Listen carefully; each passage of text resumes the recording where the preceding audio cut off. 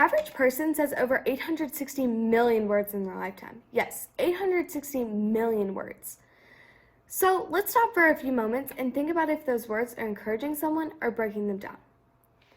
Every day we have a lot of conversations, and over here even more. I think that we can all agree that witnessing certain conversations makes us realize that we need to change what we say sometimes. I remember in the process of making this talk, something in class was said to me, and it hurt. I was talking to my friend, I was being kind of loud, laughing, just being myself. From the back of the class, I hear, ew. It really hurt because I was just trying to have a conversation, I was being myself, and I really wasn't hurting anyone. For the rest of the class, I did not talk, and for the rest of the day, I overthought everything I was about to say. It has been stress for me since a very young age. Little things can make or break someone's day. Looking back on elementary school, little things were said to me almost every day, and I took them very personally. Okay, maybe I was kind of dramatic, but the words that people said to me had a huge impact, and they might have never realized it. Shut up, you're not cool, why did you do that, idiot? These are the little phrases that were said to me almost every day, and I know I wasn't the only one.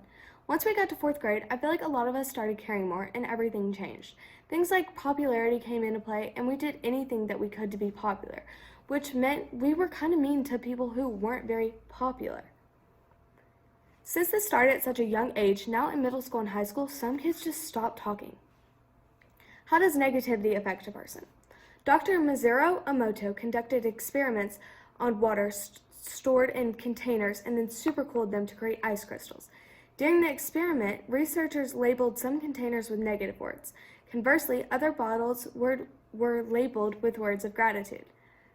They found that negative language, words, or emotions can structurally influence the formation of ice crystals, confirming that words have power.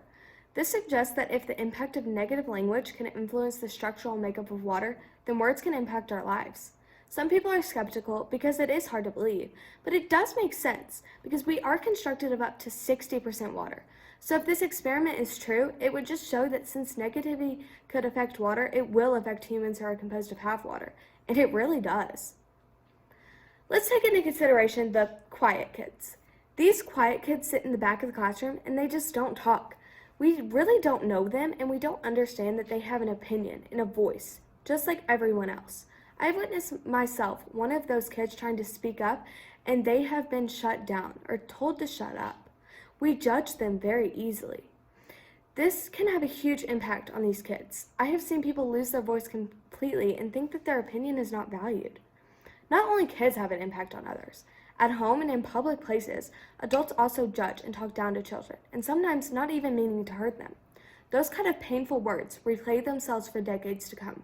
Very few children growing up can unleash themselves from the brand labeled on them by a cruel parent or other authority figure. This line was found during my research and is sadly very true.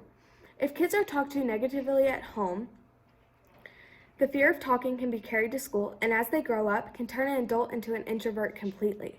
This could also cause what we call the domino effect. If all a child knows growing up is negativity, they will most likely carry it to a school or daycare. And it's not only children being broken down by negativity. Adults can be judged for things like how they work and how they raise a family. People think that they are being helpful to someone when they criticize their work, but the effects of this negativity are endless. This feedback can make someone change so much about themselves to the point where they aren't being who they originally were.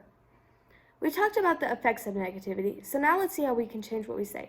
The golden rule.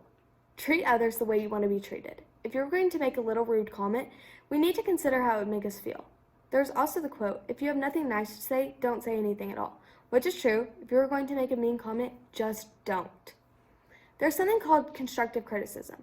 This criticism is meant to help someone. This type of criticism is something that is less hurtful and something we can use to improve ourselves and the environment around us. I would like to end this talk with an amazing quote that I've heard that have helped me realize how to reduce the overall negativity that I produce in my everyday life. Today will never come again. Be a blessing, be a friend. Encourage someone, let your words heal, not wound. So just stop and think the next